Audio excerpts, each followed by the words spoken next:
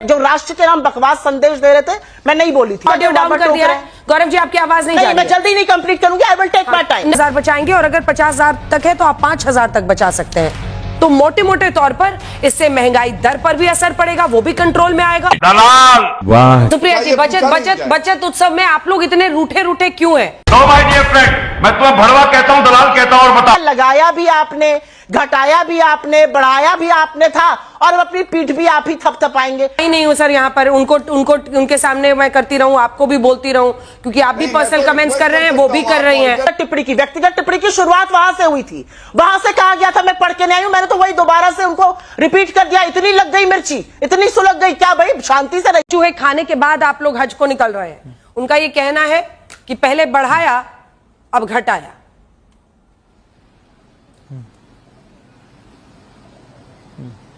नहीं अंजना जी, मैं तो शुरुआत इस बात से करूंगा।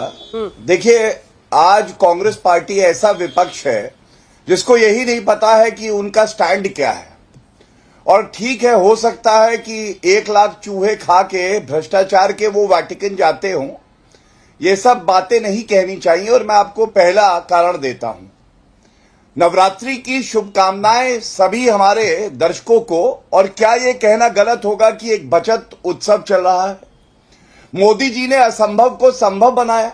कैसे, मैं आपको बताऊं। आपने अभी दिखाया 2005-6 में पी चिदम्बरम जी ने पहली बार बच्चों की टॉफी पे टैक्स लगाती थी, और पंजाब की सरकार थी खाने की वस्तुएं, दूध, दही, इस पे टैक्स लगा के 1200 करोड़ रुपए वसूला।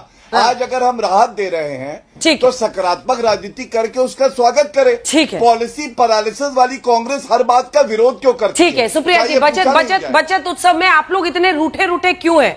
क्योंकि ये बात तो सच है कि जिस फैसले में, जिस जीएसटी को आप खुद ही कहते हैं कि हमको श्रेय मिलना चाहिए, हम लेकर आए थे, हालांकि इंट्रोड्यूस फाइनली मोदी सरकार में ही लागू हो पाया, उसी जीएसटी को लेकर इतनी नाराजगी क्यों अब, जबकि 100 चूहे खाते रहे, गब्बर सिंह टैक्स था, क्यों?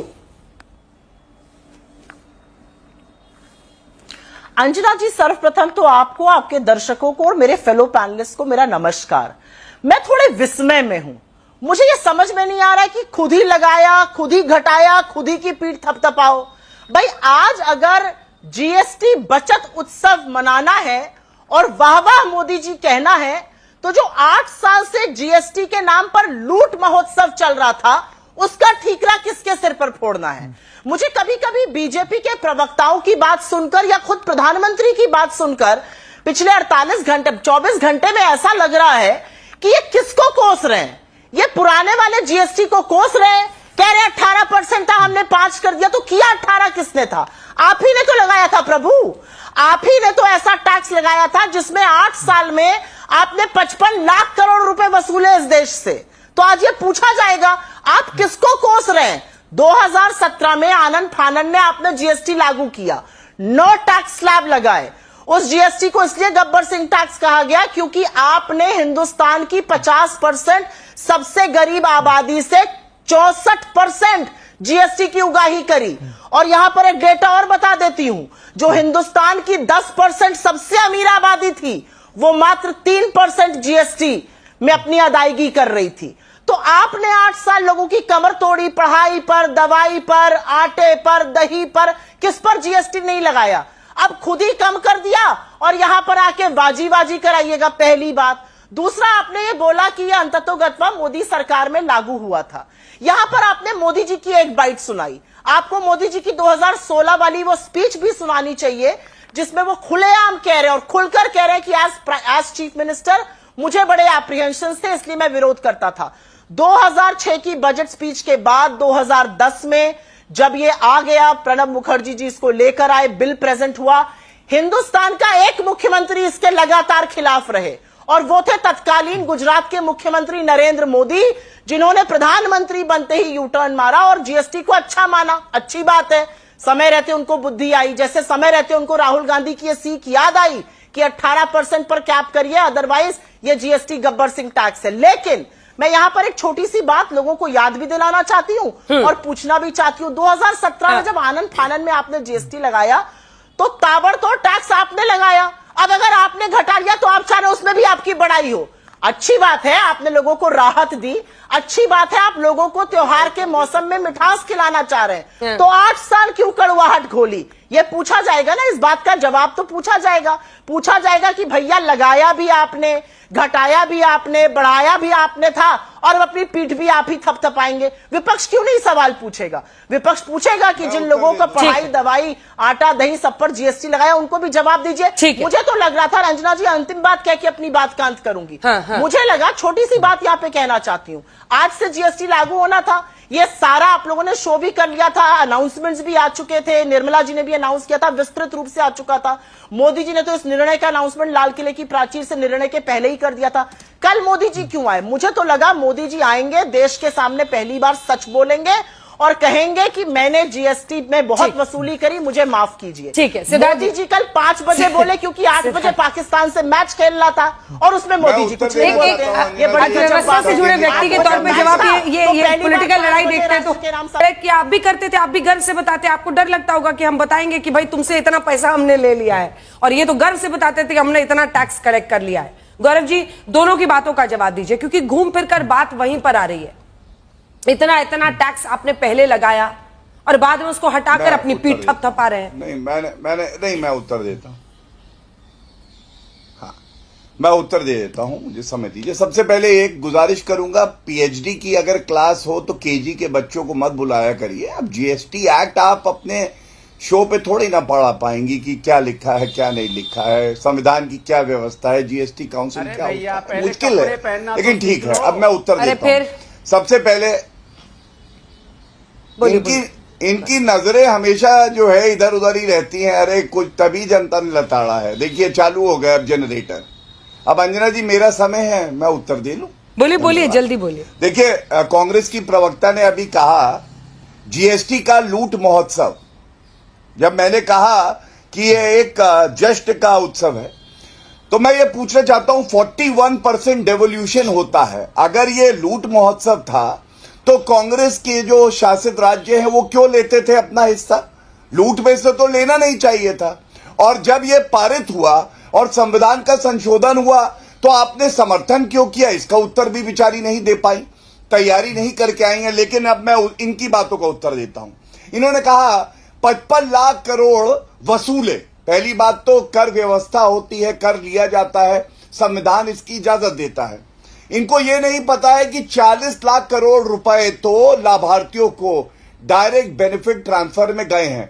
जैसे 3.5 लाख प्रधानमंत्री किसान सम्मान निधि में गए हैं, करीब 8 लाख करोड़ रुपए जो 80 करोड़ भारतीयों को अनाज जा रहा है कोविड के समय में, तब से जा रहा है। तो खड़गे जी को यह पता होना चाहिए कि अगर कर इकट्ठा होता है तो उसके बाद वो जनता के हित में लगता है। दूसरी बात, क्यों बदलाव अब आया? देखिए, कांग्रेस को यह है कि इनकी गाड़ी रॉकेट लॉन्च नहीं होता, गाड़ी चलती नहीं। ये चाहते हैं रोड पे गाड़ी आए 5th गियर पे लगा दो। एक आंकड़ा देता हूं आपको, जब जीएसटी लागू हुआ अंजना जी, तो उस वक्त कलेक्शन कितना था? 2017 अगस्त में 90,670 करोड़, ठीक है। और अप्रैल 2025 में 2,40,000 करोड़। अब आप देखिए फर्क आया ना। जब फर्क आया तो हमारी सरकार ने कहा कि अब सही से जीएसटी लागू हो गया है और इसका लाभ जनता तक जाना चाहिए, और इसीलिए हमने कर को सरलीकरण किया, 2 स्लैब लाए और उसके साथ घटाया भी सभी वस्तुओं पे। तीसरी बात, ये कह रहे हैं मोदी जी ने विरोध किया। मोदी जी ने क्या विरोध किया था मैं आपको बताता हूं। पहली बात, आप कॉन्सेंसस नहीं बना पाए, कांग्रेस की विफलता थी, मानिए इसे। दूसरी बात, मोदी जी ने बिल्कुल स्पष्टता से कहा था कि जो स्टेट का रेवेन्यू है उसका कॉम्पनसेशन देंगे, ये नहीं दे पाए।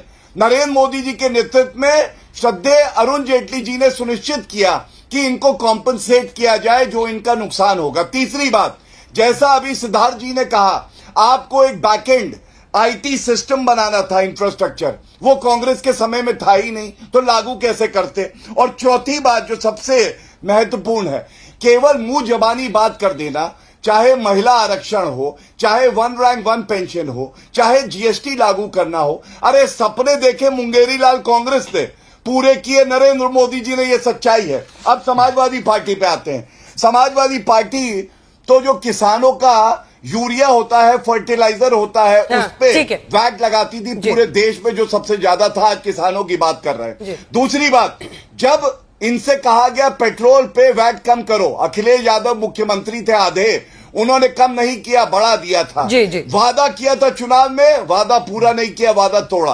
आज ये हम लोगों पे उंगलियां उठाते हैं। हाँ। जब पूरे देश की जनता नरेंद्र मोदी जी को आशीर्वाद दे रही है। ठीक है सुप्रिया जी, जब पहले ज्यादा टैक्स कलेक्ट होता था तब भी हिस्सेदारी आपके राज्यों की भी थी, उनको पैसा जाता था, और अब जब कम हुआ है तो क्या ये वो वक्त नहीं है कि आप अगर उधर ज्यादा लिया जाता था तब उसके लिए भी लीजिए भाई कि हाँ हम भी उसमें भागीदार थे, और अब जब कम हो रहा है तब भी आप उसमें कह सकते हैं। अब आप कम टैक्स अगर ले रहे हैं तो आप भी कह सकते हैं भाई हम अपने राज्यों में फोरगो कर रहे हैं, जनता की भलाई के लिए कर रहे हैं। अंजना जी, सर्वप्रथम तो बीजेपी को लिखे हुए फर्रे मिल जाते हैं। अगर जीएसटी की थोड़ी समझ होती तो कुछ ना समझ आर्ग्यूमेंट्स यहां पर नहीं किए गए होते। पढ़कर नहीं आए हैं लग रहा है, आज फर्रे ही पढ़ लिए। खैर, जो आपने डायरेक्ट सवाल पूछा उसका जवाब गौरव जी, मैं आपके बीच में नीचे कर दी मैंने। गौरव जी रुक जाइए, बौखलाइए मत, बोलिए बौखलाइए मत, बारी बारी से। मैं आपको सर्वप्रथम तो बताती हूं, ये कोई एहसान नहीं कर रही थी मोदी गवर्नमेंट स्टेट्स को जीएसटी का कॉम्पनसेशन देकर या डेवल्यूशन कर। पूर्व आरबीआई गवर्नर वाईवी रेड्डी की जो कमिटी थी उसने 41% डेवल्यूशन की बात करी थी, उससे होता है, वो शेयरिंग है। मैन्युफैक्चरिंग स्टेट्स को लॉस हुआ था इसलिए कॉम्पनसेशन की बात है। यहां पर मेरे ख्याल से सिद्धार्थ या किसी ने बात करी कॉम्पनसेशन की स्टेट्स की, या बीजेपी के प्रवक्ता ने करी। तो कॉम्पनसेशन तो स्टेट्स आज भी कह रही है, बीजेपी रूल स्टेट्स भी आज उस काउंसिल में कह रही है कि हमें कॉम्पनसेशन आप आगे के लिए भी तय करिए, क्योंकि हमारे जो जीएसटी की वजह से लॉस होता है मैन्युफैक्चरिंग स्टेट्स का, उसमें दिक्कत हो जाएगी। मुझे लगता है बार बार ये इनको प्लीज बोलिए चुप रहे। मैं इनके बीच में जो राष्ट्र के नाम बकवास संदेश दे रहे थे मैं नहीं बोली थी, थोड़ा चुप रहिए और धैर्य से सुनिए, देश की आवाज को भी सुनने की कोशिश रखिए, लोगों की असहमति को भी सुनिए। हिटलर शाही नहीं चलेगी। मुंह से उल्टी व्यक्तिगत टिप्पणी आपने करी, तब दूसरा बोला, फर्रे मिलते हैं आपने ठीक है बोला, गौरव जी, तो मैंने बताया। ठीक है, वापस टॉपिक पर आते हैं। ठीक है, आप यहाँ पे ठीक है, हाँ नहीं तो उनसे कहिए व्यक्तिगत टिप्पणियां बंद करें। अच्छा शोभा नहीं देता है इनको, हार्पिक से कुल्ला मैं कोई मॉनिटर तो आई नहीं हूं सर यहाँ पर, उनको उनके सामने मैं करती रहूं, आपको भी बोलती रहूं, क्योंकि आप भी पर्सनल कमेंट्स कर रहे हैं, वो भी कर रही हैं। ये तो जरूर करूंगा। मैं सबसे रिक्वेस्ट करती हूँ, और ये आप लोगों को भी सोचना चाहिए कि सड़क पर जाने पे कोई ये ना टोके कि देखो ये कैसे बोलते हैं या बोलती हैं टीवी पे। सबको सोचना चाहिए।